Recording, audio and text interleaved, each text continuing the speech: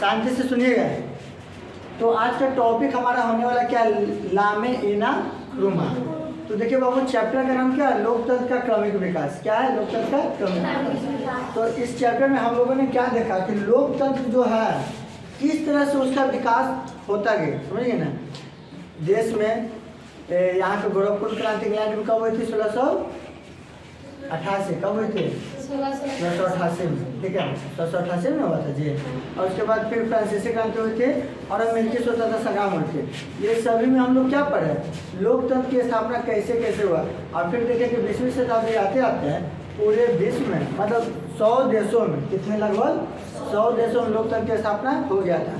तो क्या लोकतंत्र की क्रमिक विकास हो रहा था ना, दिन पर दिन लोकतंत्र क्या होता जा रहा था, विकसित होता जा रहा था। फिर हम लोगों ने चिली गणराज्य के बारे में पढ़ा था, घाना के बारे में पढ़ा था। वही घाना में एक आते थे कौन, लामे एना क्रुमा, तो उसकी कहानी पढ़ेंगे हम लोग। देखिए इसके नेतृत्व में घाना 1957 में आज़ाद हुआ था। देखिए घाना पहले क्या था, उपनिवेश था, किसका, ब्रिटेन का उपनिवेश था घाना, ठीक है ना।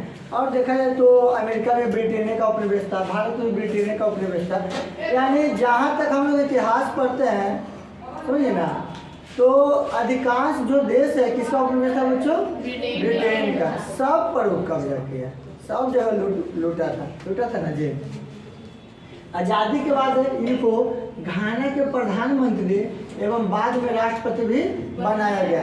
और जो लामे एना क्रुमा थे ना, वो उनको क्या बनाया गया, घाना के प्रधानमंत्री, क्योंकि इनके नेतृत्व में घाना क्या हुआ था, 1957 में आज़ाद हुआ था। और जिनके नेतृत्व में आज़ाद होता है उनको कुछ बड़ा पद मिलना चाहिए। तो ये प्रधानमंत्री भी बने और बाद में क्या बन गए थे, राष्ट्रपति भी बन गए थे। एना क्रुमा ने अपने आप को आजीवन राष्ट्रपति के रूप में चुनवा लिया। अब यह बोला क्या कि हमको जीवन भर के लिए राष्ट्रपति बना दिया जाए। कौन, एना क्रुमा कौन थे, प्रधानमंत्री थे। कहाँ के प्रधानमंत्री थे, घाना के। कब बने थे, 1957 के बाद बने थे, ठीक है ना, 1957 के बाद बने थे। 1966 में सेना ने घाना के एना क्रुमा सरकार का तख्ता पलट दिया। अब देखिए घाना में 1966 में क्या हुआ कि सेना ने मिलकर, सेना जो है सैनिक, सेना यानी कि सैनिकों के द्वारा घाना जो एना क्रुमा थे, घाना के एना क्रुमा प्रधानमंत्री और राष्ट्रपति, उनका तख्ता पलट दिया। यानी कि उनका जो गद्दे है हटा दिया, गद्दे से हटा दिया, समाप्त कर दिया। उनका जो राज था उसको क्या कर दिया, वो समाप्त कर दिया। कौन समाप्त किया था, सेना ने। घाना की सेना ने 1966 में 1966 में जो एना क्रुमा है उनकी सरकार का क्या कर दिया था, तख्ता पलट कर दिया था। बढ़िया से समझिए। अब हम लोग पढ़ेंगे नेपाल के बारे में, सारे कंट्री के बारे में लोग थोड़ा सा पढ़ ही रहा है, जहाँ जहाँ लोकतंत्र का कैसे किस तरह से क्रमिक विकास हुआ, धीरे धीरे लोकतंत्र कैसे विकसित हो, ठीक है ना। तो आराम से हम लोग पढ़ते हैं। अब देखिए नेपाल के बारे में। नेपाल का पहला संविधान, देखिए बाबू यहाँ पर इसका मतलब पहला यानी प्रथम, क्या बच्चा, प्रथम है। आप लोग नोट कर लीजिएगा, नेपाल का प्रथम संविधान। नेपाल का प्रथम संविधान 1948 यानी कि 1948। नेपाल का प्रथम संविधान 1948 ईस्वी में बना। इसे आप लोग याद रखिएगा। भारत का संविधान कब तैयार हुआ था, बोलूँ के नवंबर 1949 में, और लागू कब हुआ था, जनवरी 1950 में, 26 जनवरी 1950 में। और जो नेपाल का संविधान था, प्रथम संविधान, नेपाल का प्रथम संविधान कब बना था, वो 1948 में बना था। इसे आप लोग याद रखिएगा, ठीक है।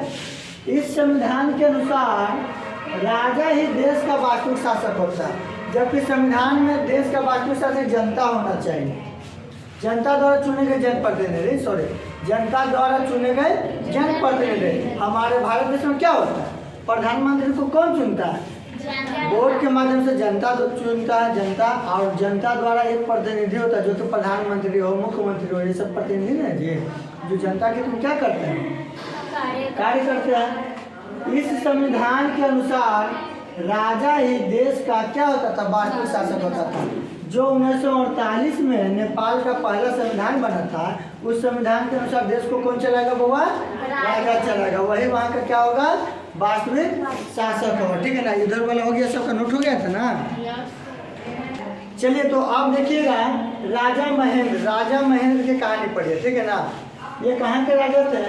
इन्होंने 1959 में नया संविधान लागू किया और संसद के लिए पहली बार चुनाव लड़ा। तो नेपाल के जो राजा महेंद्र थे, राजा महेंद्र कहाँ के थे बाबू? नेपाल देश के थे। इन्होंने चुनाव 1959 में क्या हुआ? नया संविधान लागू किया और संसद में पहली बार क्या किए? चुनाव के लिए खड़ा हुए। ठीक है ना, इन्होंने 1962 में लोकतंत्र को समाप्त कर दिया और जैसे ही जीते तो वहाँ पे जो लोकतांत्रिक व्यवस्था था बच्चों उसे क्या कर दिए? समाप्त कर दिए। तो नेपाल में 1962 में लोकतांत्रिक व्यवस्था को किसने समाप्त किया था? राजा महेंद्र ने। ऑब्जेक्टिव में ऐसे पूछेगा, सुनिए ध्यान से, किस राजा ने 1962 में नेपाल देश में लोकतंत्र को समाप्त कर दिया? ऑप्शन रहेगा जेपी कोइराला, राजा महेंद्र, राजा वीरेंद्र और राजा ज्ञानेंद्र। तो आप लोग क्या आंसर दीजिएगा? राजा महेंद्र। तो बढ़िया से पढ़िएगा तब तो जवाब सही दीजिएगा ना जी, न तो मार दीजिएगा कि राजा तो है, राजा ज्ञानेंद्र मार के चलाइएगा तो आपका जो ऑब्जेक्टिव है गलत हो जाएगा। इसीलिए बढ़िया से नोट्स को समझिए और जो ऑब्जेक्टिव कराएंगे उसको बढ़िया से याद कीजिएगा, पढ़िएगा, समझिए ना। जेपी कोइराला के बारे में थोड़ा सा देखते हैं। देखिए हमारे बुक में फर्स्ट चैप्टर में लोकतंत्र का क्रमिक विकास है, किस तरह से सभी देशों में लोकतंत्र का विकास हुआ, थोड़ा थोड़ा करके सब देश के बारे में पढ़ना है, समझिए ना। अब देखिएगा जेपी कोइराला, इन्हें नेपाल में 1991 में संसद के चुनाव में बहुमत मिला और नेपाल के प्रधानमंत्री बनाया गया। तो जो जेपी कोइराला थे उनको संसद में बहुमत कब मिला था? चुनाव में 1991 में। 1991 में संसद के चुनाव में बहुमत मिला था और वहाँ के क्या बने थे बाबू? प्रधानमंत्री बने थे। कौन? जेपी कोइराला नेपाल के प्रधानमंत्री बने थे। कब? 1991। ठीक है, कोई दिक्कत? राजा वीरेंद्र, अब इनका कहानी थोड़ा सा पढ़ लीजिएगा, बहुत ही बढ़िया है, कोई भी प्रश्न पूछ सकता है, समझिए ना।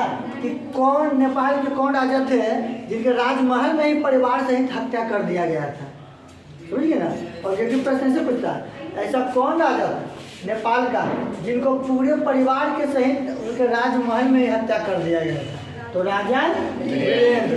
ठीक है, राजा वीरेंद्र और उनकी परिवार की हत्या राजमहल में 2000 कब किया गया था?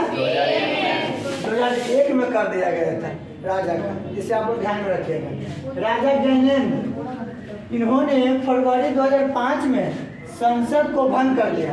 राजा ज्ञानेंद्र जो थे फरवरी 2005 में संसद को भंग कर दिया था और सरकार को बर्खास्त कर दिया था और सरकार को हटा दिया। यार हटो, अब कुछ नहीं, ना संसद रहेगा ना सरकार रहेगा, हम है राजा। कौन?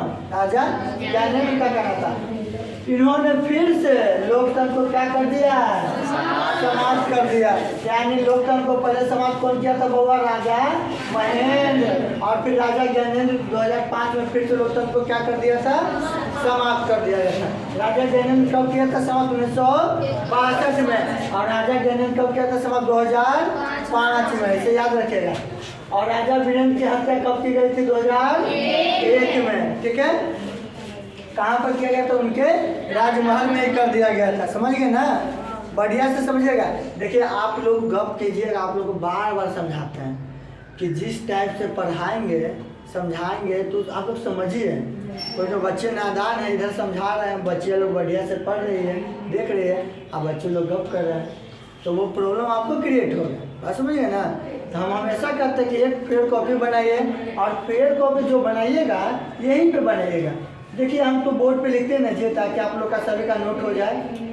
आराम से ब्लू ब्लैक पेन रखिएगा, टॉपिक ब्लैक से और ब्लू से लिखिएगा, हैंड राइटिंग बैठा कर, बात समझिए ना। और घर पे आपको पता क्या करना है? प्रैक्टिस करना है और याद करना है। मैथ प्रैक्टिस, अब बाकी सब चीज़ याद कीजिए, पढ़िए बढ़िया से। लेकिन आप लोग तो समझते नहीं है बात को, अब बाद में आप ही लोग को दिक्कत होगा तो फिर बोलिएगा कि ये चीज़ छूट गया है, वो चीज़ छूट गया है। बात को समझ आ गई? अब क्या, डॉक्टर रामवर्धन यादव, डॉक्टर रामवर्धन यादव। और पीछे पीछे बोलिए, जैसे हम जब बोलेंगे तब बोले तो आपका लय टूटेगा, अब बोलने की शैली जो है ना मजबूत होगी, समझिए ना।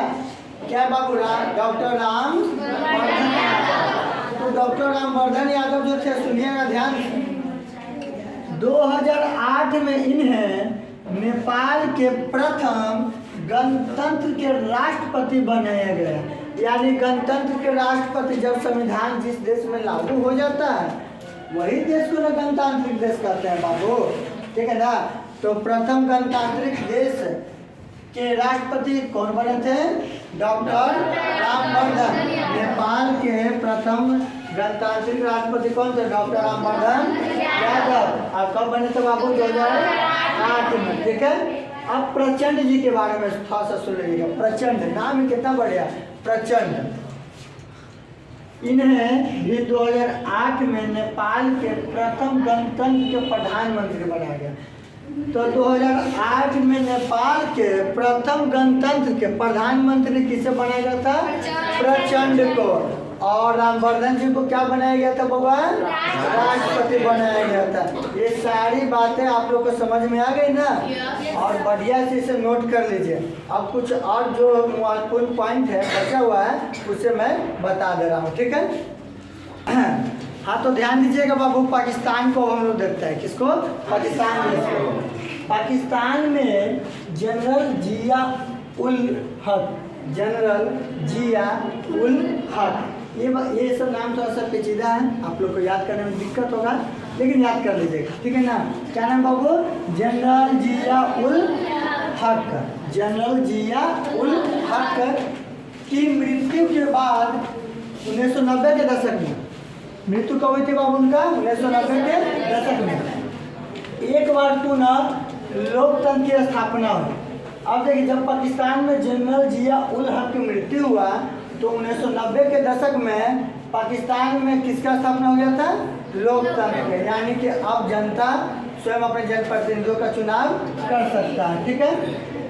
ध्यान दीजिएगा, जनरल परवेज मुशर्रफ, जनरल परवेज मुशर्रफ ये पाकिस्तान के राष्ट्रपति थे। जनरल परवेज मुशर्रफ कौन थे? पाकिस्तान के राष्ट्रपति थे। इन्होंने 1999 में प्रधानमंत्री नवाज शरीफ का तख्ता पलट कर दिया और सैनिक शासन की स्थापना की।